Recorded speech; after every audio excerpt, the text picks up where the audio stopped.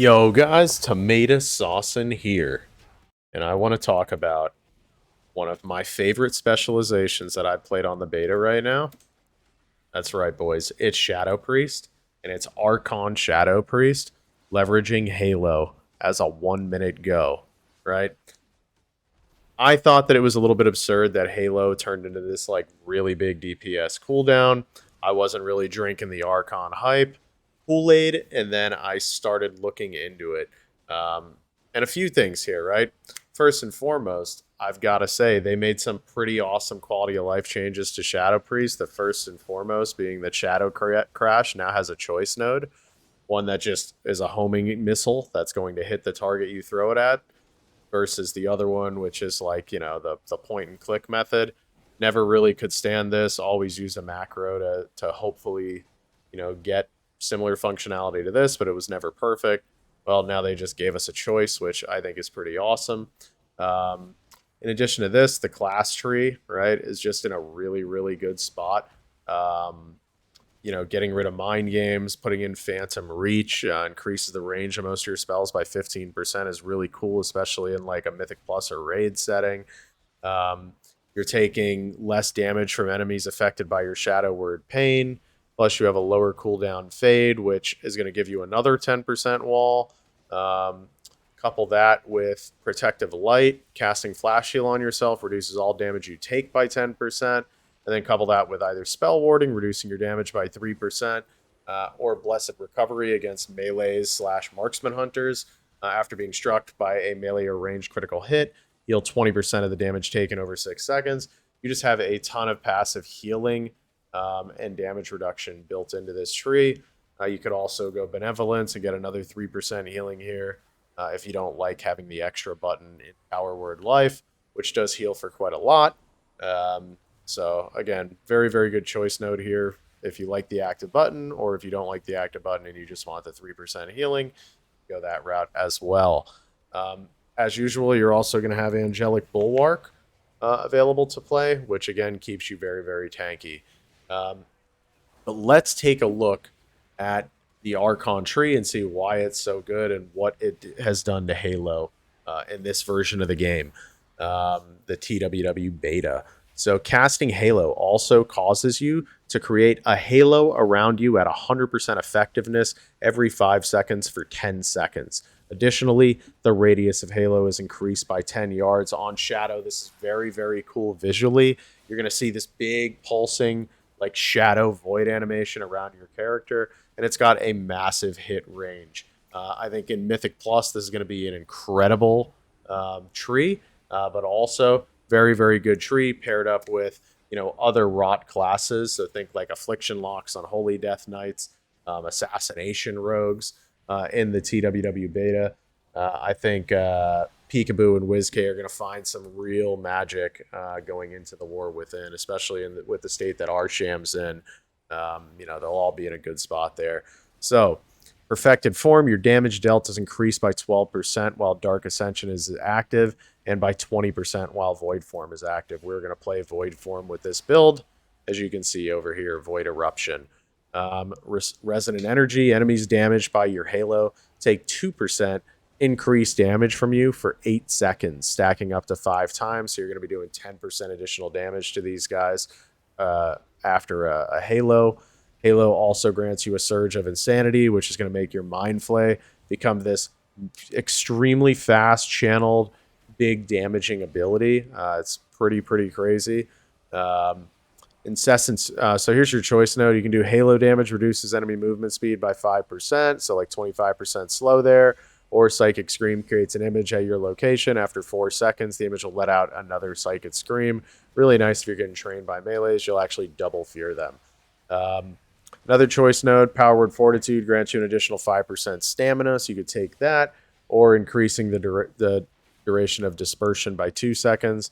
I prefer this.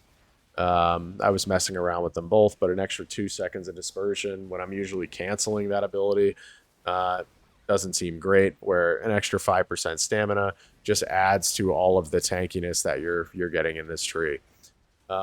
Empowered Surges increases the damage done by Mind Flay Insanity and Mind Spike Insanity by 60%. Increase the healing done by flash of light heals affected by surge of light by 30%. So for Shadow, we're going to be touching on the top of that, and Mind Flay Insanity turns into, a pretty crazy channel with that ability. Another choice note here: Halo damage and healing is increased by 30%, or creating a Halo extends the duration of Void Form by 1 second. If Dark Ascension and Void Form are not active, up to 6 seconds is stored and applied the next time you gain Dark Ascension or Void Form. So you're getting some longer Void Forms here, which is pretty awesome. Feels like you're in Void Form for a very long time in the Archon build. PI gives you 10% additional haste, which I think is kind of overkill, but really, really good. Consuming Surge of Insanity has a 100% chance to conjure shadowy apparitions, which is really good for some of the talents we're playing in here. And then Halo now centers around you and returns you after it reaches its max distance, healing allies and damaging enemies each time it passes through them. And let's check out what this looks like, right? So, you can see Halo is a massive portion of your damage. If there are enemies to hit, we will be hitting a lot of enemies with this Halo.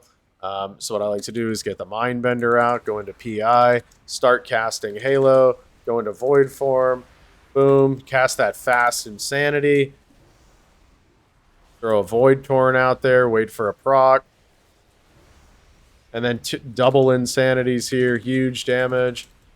Keeping our Devouring Plague up, getting our Mind Blasts out. Waiting for that Insanity to come our way. We get it. Mind Blast into a Mind Flay channel. And you can see, right? Just big Halo damage here, sitting in the middle of all these dummies. So you can only imagine, right? In a battleground setting or in an arena setting, especially with pets out there, that Halo is absolutely going to be pumping and padding.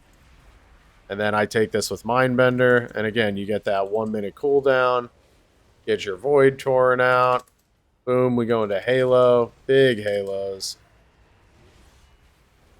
big Insanity damage, and look at all of the healing that we're doing with all these people around us. Big Insanity ticks.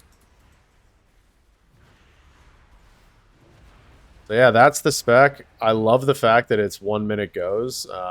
Those are that's really a way that I enjoy playing, is playing specs that are built around these 1 minute goes. You can see Halo damage is just absolutely massive. The more targets you have around you, the more damage it's going to do, which that's why I think it also really lends itself to Mythic Plus situations. So Mythic Plus could be pretty fun on Archon, Shadow Priest, I believe. And again, your Mind Flay Insanities, right? Like they're doing big hits. I mean, critical hits, 1 million damage in a Mind Flay Insanity cast, which is kind of wild, right? Your normal hits max 440, critical hits max 1 million. And your Devouring Plague is doing 1 million ticks of damage when it crits also. So Devouring Plague is doing a ton of damage. And then we've got our Shadow Word Pain and our Vampiric Touch down there, our Mind Blast, our Void Bolt. So it's a lot of fun. Archon Shadow Priest. That's not to say that Void Form is not also a ton of fun. It's got a little bit different play style. Playing the talents a little bit differently here. But Archon Shadow Priest, I think, is going to be a lot of fun in multiple ways. Definitely Mythic Plus. Definitely in any raids that have cleave. And definitely in arena, because you're just tankier, right, with that 5% extra stamina, as well as you're doing a ton of off healing with Halo. You have big 1 minute goes with Halo, Mindbender into Void Eruption every 2 minutes, and then Void Torrent being a 45-second cooldown. I would just line it up with your Mindbender Halo go. So essentially something like Mindbender Halo into a Void Form, stun silence on the healer, make sure your rogue buddy is kidney shotting the kill target. So that's it, guys. That's Shadow Priest in the War Within. For PvP talents, I lock in Sci-Fiend, Phase Shift, and Catharsis. You know, my experience on Shadow Priest is I'm almost always the kill target, so I like having Catharsis there for some extra big damage. If I wasn't taking Catharsis, I'd probably be playing Mind Trauma, just, you know, as like an auto lock every single game.